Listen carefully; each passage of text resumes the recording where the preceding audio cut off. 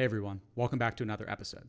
Today I'm joined by one of my most exciting guests yet, a 20-year Navy veteran who served over 7 deployments and in 2004 was the Senior Chief Operations Specialist aboard the USS Princeton and one of the very first human beings ever to begin tracking the Tic Tac UAP. Kevin Day, welcome to the show. My honor to be here. Back in 2004, the war was still going on pretty hot and heavy, from the 9/11 attacks, right?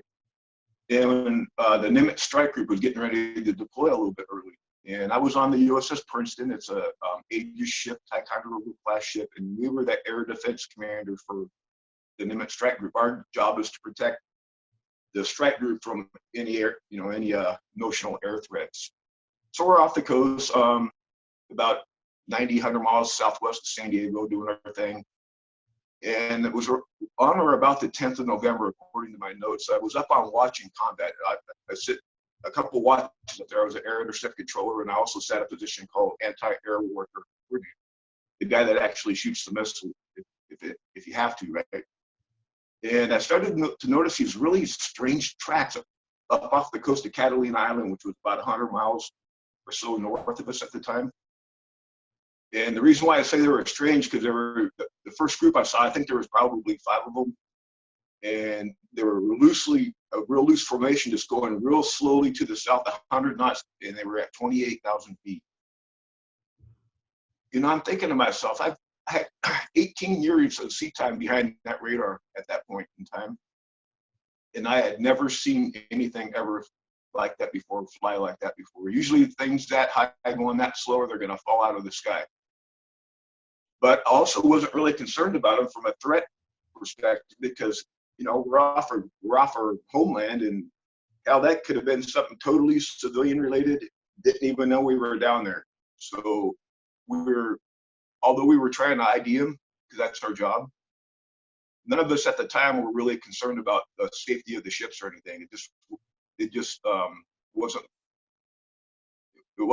They weren't suspected at all to be hostile at that point. And so several groups went by over the course of several days, in groups of 5 to 10 at a time. And when the 14th of November rolled around, that's when I really got concerned, because we were going to do a pretty major air defense exercise where we launch a bunch of notional good guys off the carrier, put them out in the sky, and launch a bunch of notional bad guys off the beach, and they're going to do a fake air battle, really high degree level of training. That's when I became concerned, because now these objects were going to be in the same airspace as my friendly aircraft. And Captain Smith comes down. He was air defense commander for the Nimitz strike group. He comes down to combat information center. I said, "Hey, sir, we've been tracking these objects, and nobody in the strike group knows what they are. In fact, we suspected a system malfunction at one point. So we brought our whole system down, ran diagnostics tests, brought it back up, and the objects were still there, even clearer now." And I told Captain Smith, I said, "Hey, sir, I'm concerned about safety of flight. If we go up there and there's some sort of error, mishap, somebody's going to ask you and me why we were so damn curious about these things. And I strongly recommend that we intercept one and see what it is." And he's like, "Yeah, you better do that, Sir Chief." So I ran back to the console. I was in the role of supervisor at that time, so the air controller is standing down. I'm on a real long corded headset, so I can move about the space on the ship. We picked the closest one, and I got the comms up in the overhead speaker. And it's pretty standard to intercept. I mean, we use a certain terminology and procedures during intercepts to keep the control comms really concise, so we don't bug the pilot too much, right? And he gets to the merge plot position, which is 2 objects in the same vertical piece of sky. And when you're looking at it on a 2-dimensional display, it looks like one object now. It's called a merge plot. And as soon as he gets to that point, he goes, "Oh my God, I'm engaged.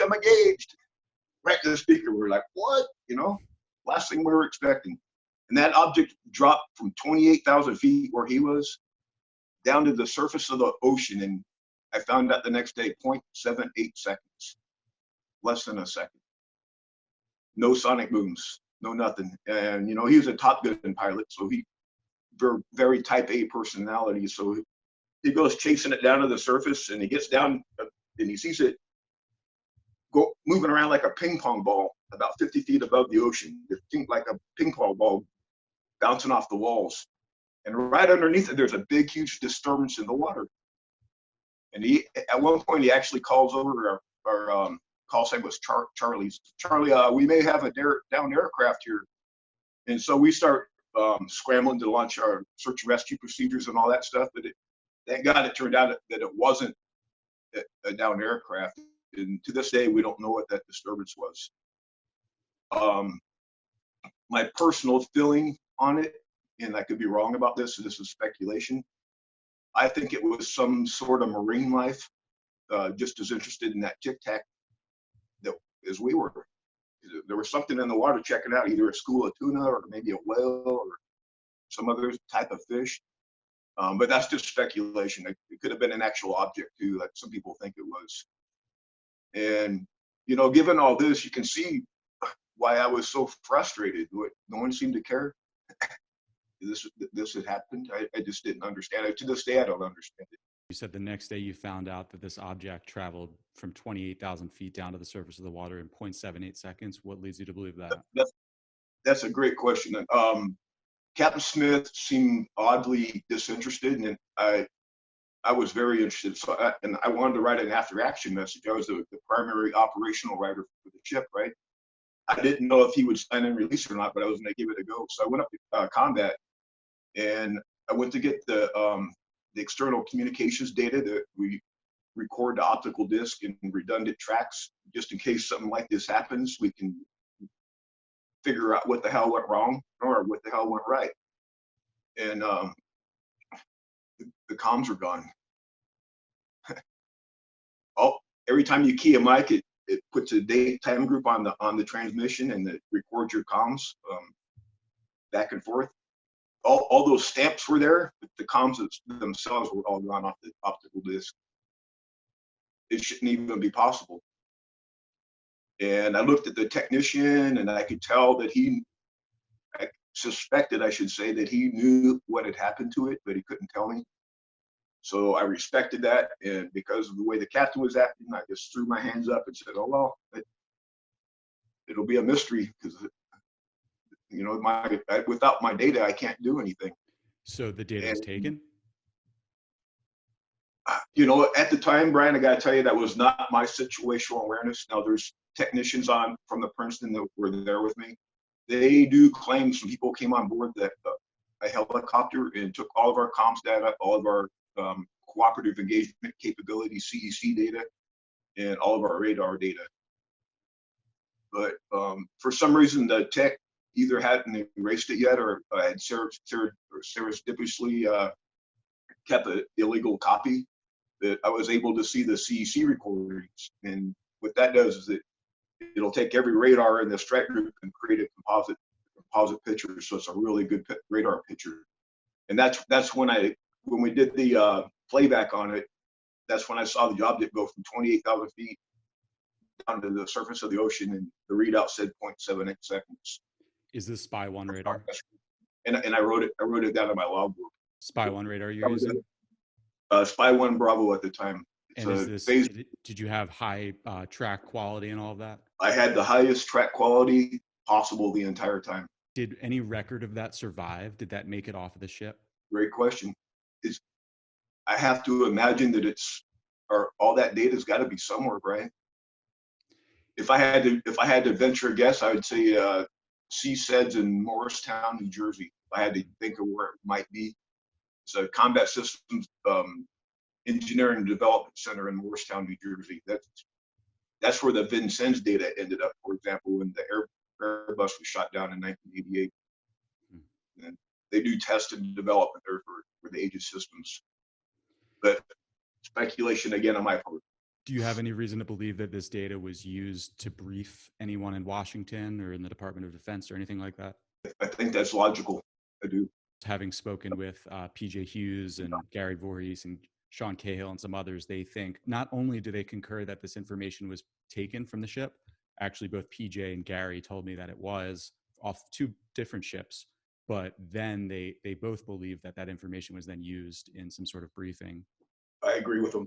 Now, Gary and PJ, they were technicians, so they may have actually interfaced with these people that came on board the ship to get the stuff. So, and at the time, I didn't know that. I didn't know about. In fact, I didn't learn. I didn't even learn of this until this story broke a couple years ago. Now, I had no idea that the data was taken. Interesting. But it does corroborate what you realized the next day, which was that this data was gone, right? My experience corroborates it big time. You bet it does. Yeah. If you don't mind, if we could just go back to maybe around November 10th, so 4 days before the intercept, because you were, if I'm not mistaken, the first person, at least aboard the Princeton, who started observing these things on radar. Can you just tell us a bit more about what you observed? Could you tell the size of them, the shape of them? Were they all the same size? Were they identical? That's a great question, because over the course of the 10th through about this 16th or so, if you added up all the separate groups that we watched over the course of those days, about 100 different objects altogether if you add them all up. Never all at once, of course. On our displays, I very seldom choose to look at raw radar. Everything's in symbology, where certain symbols mean certain things. It just makes it's easier to process in your head. And so the answer to both of your questions is no and no. I don't know. I don't know if they were all the same size and shape, because all I was looking at is a symbol. I don't know if they all look like Tic Tacs, for example, as they were described. One of the East Coast sightings, for example, when they intercepted, it was a box with another round sphere inside of it. Could it have been some of those two? I don't know. I don't even know if they were all different objects. Maybe it was the same 5, same 10, just recycling over and over and over and over. I don't even know that. These things could fly in non-Newtonian ways. For example, I'll give you an example. When we're doing strike group air defense, the good guys are down here and the notional bad guys are up here. We put aircraft in the sky along that threat sector. So when they come at us, we're already pre-positioned. That air crew is called the CAP station, a combat air patrol station. And the flights just go up there. They kind of loiter around that spot until they're told to do something, or tasked, ordered, tasked to do something. And when that object left Commander Fravier's intercept from the surface of the ocean, it went from where they were to that point in the sky was about 60 miles away at the time. It did it in less than 2 seconds. It went from where he was to his CAP station in less than 2 seconds, 60 miles away. And how in the hell did that object know where his CAP station was? Right on it too. I mean, not close, exactly on the lat long, exactly at the assigned altitude. Would that cap point have been predetermined and pre-assigned prior to Commander Fravor knowing where it was? Would someone have known where it was going to be? But yeah, everyone on the ship knows where. On the air defense side of the ship, we all know where the cap stations are well ahead of time. Yeah. But Fravor doesn't know it yet. No, Fravor knows. Okay, they're all briefed on it. It's all in our message traffic and everything, because when people get the message traffic, they'll go on their systems and they'll enter these points in the system so the operators can actually see it. So yeah, I mean, it was a socialized lat long and everything. So either that object got our message traffic somehow, or hacked into our system somehow, or actually read our minds somehow. So this point of it, the whole idea that this thing rendezvoused at the cap point before Fravor got there, this leads us all to believe that this was some sort of intelligent type craft, right? This couldn't have been something floating in the wind. Like when you first observed these on radar, you thought maybe these could be balloons, right? I've never seen anything like this, but maybe these are floating slowly. Maybe they're balloons. But the idea that a balloon makes it 60 miles in a second, that's impossible. Yeah, it's ridiculous to even contemplate that. If you could paint a picture for us who have never seen a radar blip before, what are you seeing? What does this look like visually? Let me talk about the symbology a little bit. The symbols that I'm looking at on a console are based on a sine wave, because back in the 50s when they designed these systems, they use oscilloscope, have the sine wave on it. So the top part of the sine wave is the air contact. The bottom part of the subsurface contact, and the whole circle will be a surface contact. And different shapes mean different things. And this is all unclassified. Like if it's friendly, it'll be a circle shape. If it's unknown, it'll be a big U. If it's hostile, it'll be a diamond shape or a pointy shape. So that's basically what I'm looking at on the console, combinations of those shapes. Now there is a mode where I can go look at the radar, but I usually don't operate in that mode unless we're just doing it as a test or for fun or something really caught our interest. These things all came into our radar volume. We were about 90 miles or so southwest off the coast of San Diego, and then they all came into our radar volume right by Catalina Island, which is the Channel Islands off the coast of LA area. And every single one of these objects, all 100 of them, they all faded from my radar, disappeared off radar right above Guadalupe Island off the coast of Mexico. And that's why when Luis Elizondo came to do my first interview, as it turned out, that's why as soon as I didn't even get those words out of my mouth, he was like, I'm going there. And that's Sean Cahill went with him, and that's how they ended up at Guadalupe Island. I had written down along in my logbook. Your organization, your nonprofit, UAP Expeditions, of which you're the president, is actually investigating these exact hotspots, Guadalupe Island, Catalina Island, right, where these UAP have been observed in the past. We've one thing led to another. After Commander Faber's storybook, I ended up joining a Facebook group, and out of that, befriended some really smart people. And the outcome of all that is we started a nonprofit called UAP Expeditions, plural. Our first expedition is going right back out to San Clemente, Catalina Island area. We're going to charter 2 research vessels. We're going to keep one anchored, and we're going to have another one underway in the water. And partially that reason, we save a lot of gas that way. I've got a lot of really smart people on that ship, physicists, research scientists, and people with really high credibility, highly trained observer type people. And also we have a bunch of new technologies that we're taking with us that are even still now in development. And some of the technologies are very similar to the kinds of things we had aboard the ships. And we're going back in the same time of year. And all of us truly believe that we have a pretty decent chance of finding these things. Do you have any reason to believe that they've been observed since in this hotspot? I've heard this, yes. Apparently these have been seen for a long time by whale watchers and fishermen and commercial pilots of all kinds. Is the working theory that they were just there doing their thing regardless of what you guys were doing out there with your combat simulations, or were they there because they were checking you guys out? That's a really good question. I'm going to speculate again, if it's okay. Right before we had gotten underway for that exercise, our ship had received a top secret upgrade to our system. I didn't even know about it because I only had a secret clearance. I didn't have the need to know. It's my contention that system upgrade suddenly allowed us to see something that had always been there. And that also kind of explains, at least to my mind, why since 2004, a lot of other Navy units have been seeing these things too, because now everyone has this technology on their ships and aircraft. Of course, the other possibility is we were just in the wrong place or right place at the right or wrong time. They flew by and we thought we were there in their way. These objects that never once exhibited any type of hostile intent. In fact, what they reminded me of, I was thinking, man, are these things alive? Because they kind of acted like a flock of birds. You know how you see a bunch of pigeons on the ground and you throw a pebble at them, they'll scatter, but then they'll rejoin and go back on their merry way. Well, that's exactly how these objects reacted to us. Because there were subsequent intercepts. At one point,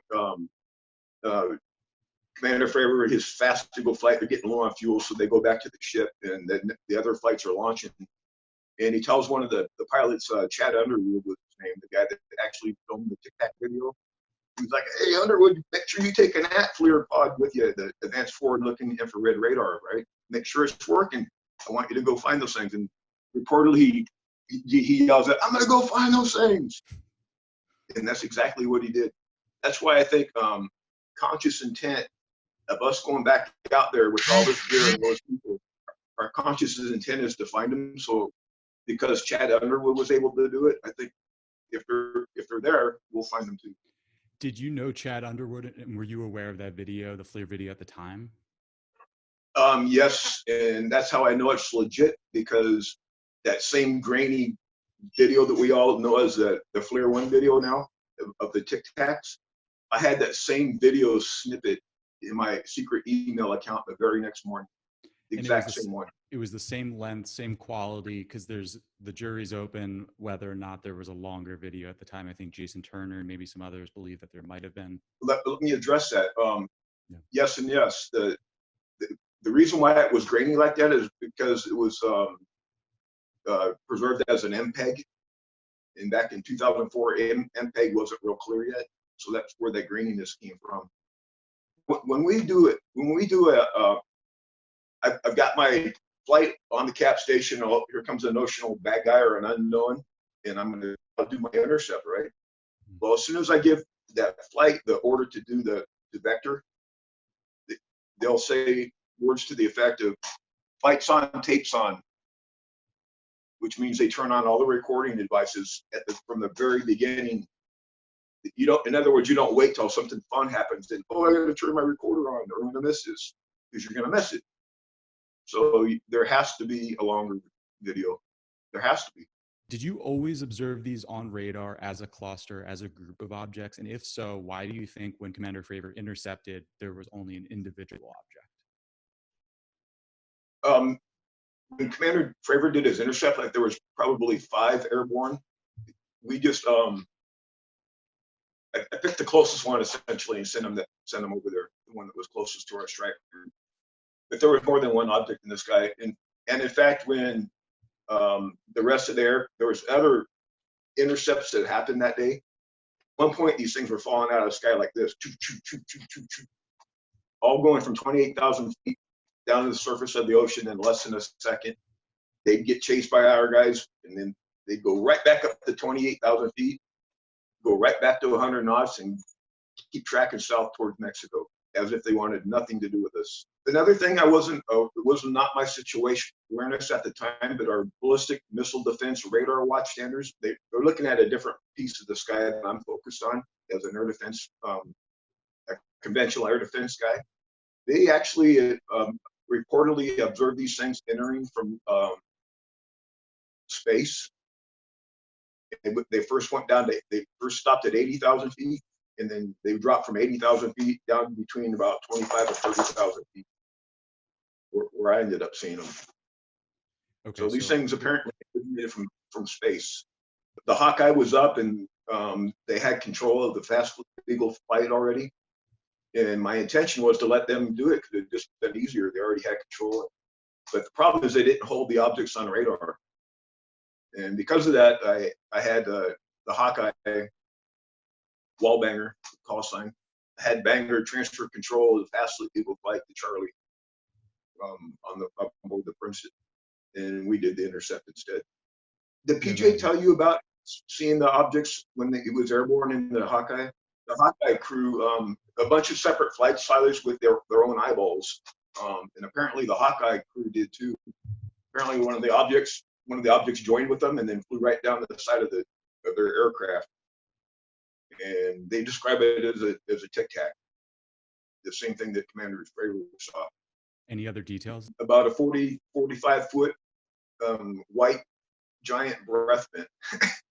And as far as I know, I don't think Rogers ever said anything about antennas, but I could be wrong about that. Because that was reported by Commander Fravor, I believe, that he saw some sort of appendages off the bottom of the thing. And you know, I'm a really curious guy myself. So after this all happened, I was convinced that we're looking at something non-Newtonian here, non-conventional. I really want to see these with my own eyes. So a couple of days later, I was up on watch, and there was another group airborne. So again, I picked the closest one, got the relative bearing and range from the ship, ran up to the bridge wing where the big eye binoculars are, and I actually spotted it in the sky. It was I don't know, maybe 45 minutes or an hour after sunset. And honestly, Brian, I was disappointed because for me, I was a boring white light. I watched it for a few minutes and disappointed. I went back down to combat. I wanted to do something cool, when I was looking at it. And, Sean Cahill, you interviewed him. He was actually a bridge watchstander. And during the course of the 2 weeks when this was going on, I was getting called up to combat all the time. You should have heard it. Every time they showed up, I got recalled up to combat. And he apparently did see these things maneuver through the big eye binoculars in pretty astonishing ways. I mean, what the hell flies like that? One of my skill sets as an operations specialist is to be able to correlate radar data with visual data. And I was an expert at doing that, so I knew what I was looking for. And it was definitely the same object that I had seen on the radar because it was the only thing in the sky right there. And it was just moving really, really slow, and it was a dull white light. And for me, it was kind of disappointing. How many years of experience did you have looking at radar, and how confident did you feel in your abilities to accurately analyze what you were looking at? When I was in, I went to boot camp and I went to operations specialist A school, and I actually graduated first out of 3 different classes, about 100 people. And because of that, I was able to pick orders. I got first choice of orders to a ship. And the USS Vincennes had just gotten to San Diego, and they were the first Ticonderoga class Aegis spy radar type ship on the West Coast. So I obviously took this ship. And that was in 1986. And I also served there 6 years. I served aboard the USS Chosen out of Pearl Harbor and the Princeton, and it added up at that. When that event went down, I had 18 years sea time on that type of ship looking at spy radar. 18 years of time looking at spy radar. Had you ever seen anything else anomalous like this ever before? Couple weather balloons, satellites once in a while, but everything, those were always explainable. I'd never seen anything fly like these things did. Do you remember if they ever appeared on radar again? They did come back, yeah. And that I think it was either on the 14th or the 15th, morning of the 15th, when I actually saw mine through my big eye binoculars. And the groups did make a reappearance after them, yeah. And I think our last time I saw them was on November 16th or 17th. My hunch is that it was not that it was not a test, because I used to design and execute and debrief training scenarios and air defense exercises for a living. And those things are, if I could describe how that's done in one word, it would be safety. So for another agency to put a test on top of my exercise that actually places my aircraft in some kind of danger, that's illegal, and you could actually go to jail for that. And I mean, it's possible. I mean, someone maybe did make that decision. I wouldn't want to be the person that did, though, because that's just not how we do exercises. I don't think it was our stuff. They were prescient. They acted like they were alive, the way they behaved. I mean, they the whole time this was happening, I was thinking to myself, I just couldn't get over my impression that I felt like they were alive. I know that sounds strange, but just it was all based on the way they were behaving. That's one of the reasons that when we go out to SoCal again in 2020 in December, we are taking 2 ships, and one of the ships is going to be underway, and we're going to have a towed array on it with hydrophones, cameras, lasers, and lights. It's going to swim really funny because we want to try to attract USOs, under surface objects that are commonly seen in that area by lots and lots of people. And we're going to broadcast whale songs into both the sky and the water to try to attract these things, because Dr. Kevin Knuth, he's CUNY in Albany. He runs a physics lab out at the university. one of his working hypotheses is these UAP objects, whatever they are, have some sort of interest in marine biology, specifically whales, because that's when the whales will go down the west coast. They'll go through Catalina, and they all go to Guadalupe Island off Mexico. They make that journey every year at the same time of year. The roiling of the water, could that have been a whale, perhaps? I believe so. Yep. Or even a school of tuna or some sort of marine life. I was never a UFO guy or a UFO researcher or nothing like that. I'm pretty normal, probably like most people. Why now, right? Why are they showing up now? My theory on that is, as far as we can look in space, all we see is barren rock. Light years away, all we can see is barren rock, except for us. We live on some pretty precious real estate, don't we? It's really valuable. And assuming there are other civilizations that know about us, I don't think they're going to let us destroy this place, either through nuclear war or global warming or anything like that. Dr. Jack Sarfati believes their objects were actually from the future, for example. And were there to influence history in some way? In some way, yeah. Well, they certainly have influenced it, right? Yeah, I mean, all this has happened, right? Right. What's your theory on the DoD just now kind of officially releasing these videos? It feels like just every year now there's kind of like a new trickle of information as it relates to this case, but it's always almost the same information in a way too. Like, what's going on? Yeah, why? That's a really good question, isn't it? Why did they need to come out at all again? I mean, the videos were already out there. They had already told everyone, hey, they're real. In fact, we're gonna change our policy in the Navy, reporting, doing all the reporting. So why they came out 2 weeks ago and said they were real again? That's a really good question, isn't it? Maybe the next shoe's about to drop. Maybe that data is going to be really revealed. The radar data, comms data.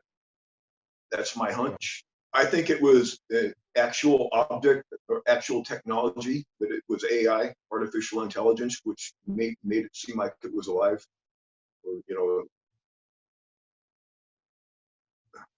lifelike behaviors, and that the result of the artificial intelligence probably.